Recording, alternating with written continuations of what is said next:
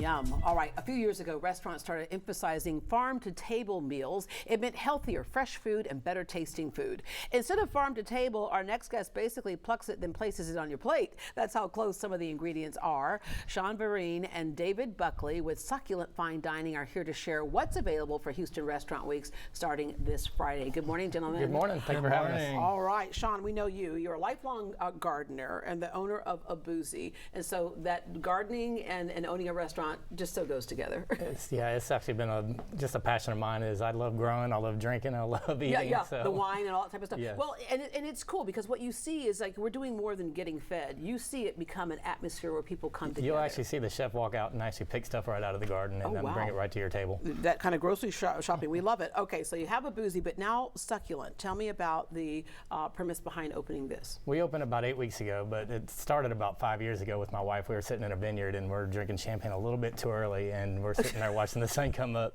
and we're like, God, look at all these succulents and all this beautiful vineyard. I mean, we can do this in Houston.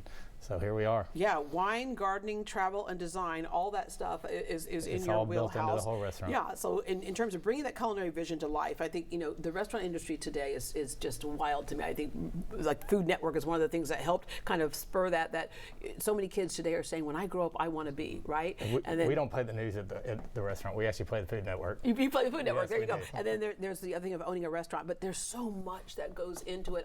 When you break it down, I'm surprised what we pay for a meal is not so much more, with how many hands have to be involved in making it happen. So I'm just going to quickly, like the biggest misconception or mistake people make when they say, well, I'm going to open a restaurant. Good luck. Good luck. Good luck. Yeah, because there's a lot that It's goes a lot into more it. work than you think. Yeah, even, I mean, before you even get to the food, the design, the whole bit. All right. The passion for Succulent and the kind of premise of doing this fits right into your wheelhouse as a chef as well. Yeah, it fits right into my background. I grew up gardening with my dad and picking vegetables and fruit from our trees in our backyard, so it just was a perfect fit for me. Yeah, and for a lot of kids, it's interesting because you'll have kids who fight with vegetables, right? Some kids. But when you're growing it and picking it and have ownership of it, it changes everything. Definitely. We'd love to see my kids pick a carrot out of the ground and their amazement when it comes out, oh, there's a carrot in the ground. Yeah, yeah. and the thing, too, is I mentioned earlier how it impacts taste. Yeah. I think we got away from that for a long time. Like, no one in their right mind was doing Brussels sprouts in the 70s when I was growing up because it came out of a can and it was boiled to mush. And my mom's like, you eat that? And I'm like, no, ma'am. All right? Today, all of a sudden, someone said, make them fresh, and let's just toss them in a little olive oil, and then all of a sudden it became something completely different, right? Yep. So what you do as a chef is you experiment with putting different flavors together, but not overpowering anything. Yeah, I like to keep it simple and let the ingredients shine. All right, this ingredient here, what are we doing here? So we're gonna put our last dish together right here. We have a little sample of our menu, but this is gonna be our carrot gnocchi. I'm gonna get this fired up. Get this finished. So it's a traditional gnocchi, but instead of using potato, we're using carrot. It gives it a nice orange color. It's been a very popular item. Yeah. I thought it would be maybe only on the spring menu, but it's been so popular that we got to keep it going. So here we are. And that's the cool thing also about owning your own restaurant. So like there's big chain restaurants that are fine, but they usually don't deviate from the menu. It's the same menu all the time.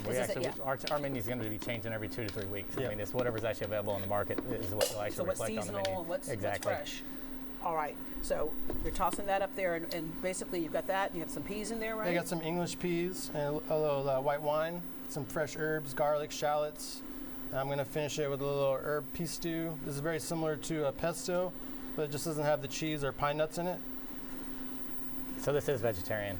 Yeah, which that's another thing, and it's interesting. When you make vegetables fresh and very tasty, most people, if they're big carnivores, do not miss the meat. No, on this dish, you'll actually see how filling it is. It's just really kind of crazy.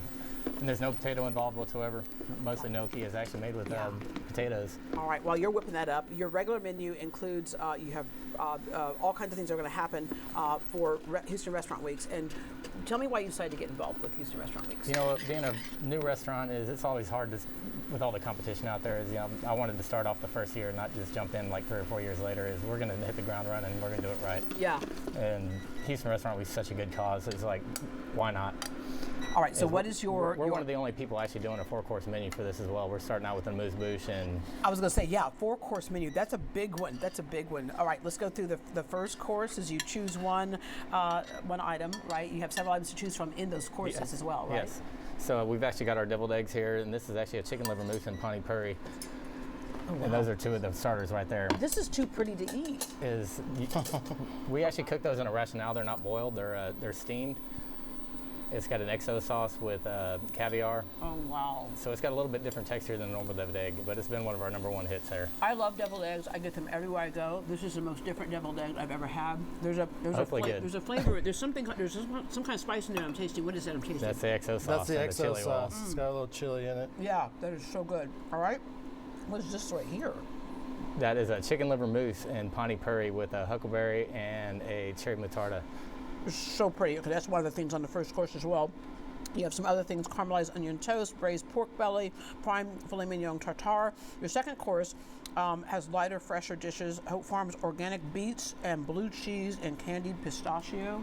That's right here as well. That's crazy. All right. Farmers Market greens or sweet Texas corn chowder. Your third course: roasted air-chilled chicken thigh, seasoned steelhead ocean trout with butternut squash. Basically, you have anything that somebody might want for their taste, right? And then the fourth course, Goldfinger chocolate. Oh, I saw that somewhere. Yeah, there we go. Goldfinger. And then, of course, we can't skip the drinks. As you said, it all kind of started with some drinks, right? That is a Shandong Garden Spritz. Is all the herbs. It looks delicious. It doesn't look delicious. No, it looks delicious. It is delicious. I'll say it's beyond looking delicious. It is delicious. I would share with you if I ever thought. The problem is the bottle goes really fast. That's really refreshing. Okay, what's this one right over here? That is our Desert Bloom. It is Messaluna or Rosaluna Mezcal with prickly pear syrup and lime. Let me guess, you picked this. Those came out of our garden this morning. Yep. Right. Oh, wow, that's so cool. All right, let's talk about the ambience for the place. I have a feeling what you set up right here gives you an idea of you feel like you step into a garden almost. There's about 85 to 90% of the succulents are actually grown there in-house, and there is some that you just can't keep watered, so we've got some fake ones, but 90% of it is actually real.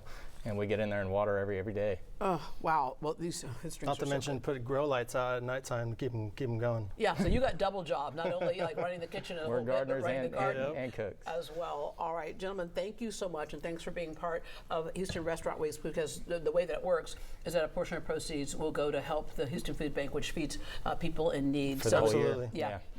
And 22nd Annual Houston Restaurant Weeks is happening August 1st through September 1st. Succulent is one of the 400+ restaurants offering amazing multi-course meals at unbeatable prices. Donations from every meal help the Houston Food Bank, as we mentioned, to feed people facing food insecurity. To date, the organization has raised over $22 million and provided over 68 million meals. For more information on Succulent and Houston Restaurant Weeks, visit HoustonRestaurantWeeks.com. And I promise you, if you love deviled eggs, that one right there has got, it's great.